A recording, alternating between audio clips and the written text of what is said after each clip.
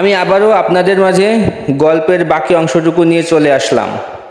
আসসালামু আলাইকুম exclusive viewers, আশা করি আপনারা ভালো আছেন। আল্লাহর রহমতে আমিও ভালো আছি।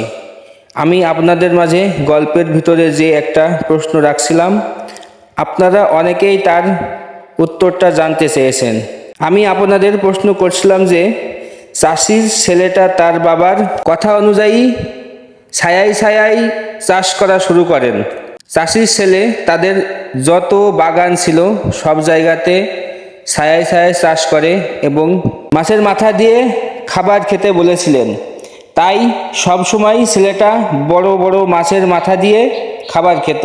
এইভাবে চলার পরেও চাষির ছেলেটা এক সময় নিঃস্ব হয়ে যায়। তার কারণ হচ্ছে তার বাবা তাকে ছায়ায় ছায়ায় চাষ করতে বলেছে, তার মানে এই নয় যে তাকে বাগানে চাষ করার কথা বলেছেন।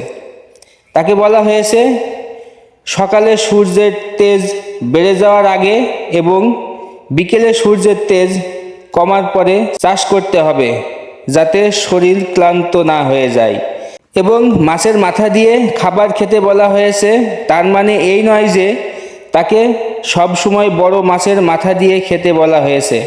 তাকে ইঙ্গিত করা হয়েছে বাজার থেকে ছোট ছোট মাছ কিনে এনে খাবার কথা। সেখানে প্রচুর মাথা খাওয়া যাবে এবং শরীর ভালো থাকবে এবং কাজে মনোযোগী হতে পারবে। ছেলেটা তার বাবার উপদেশটা সঠিক ব্যবহার করতে না পারার জন্য তার সম্পত্তি সব হারিয়েছে। এই জন্য বলে অল্প বিদ্যা ভয়ঙ্কর।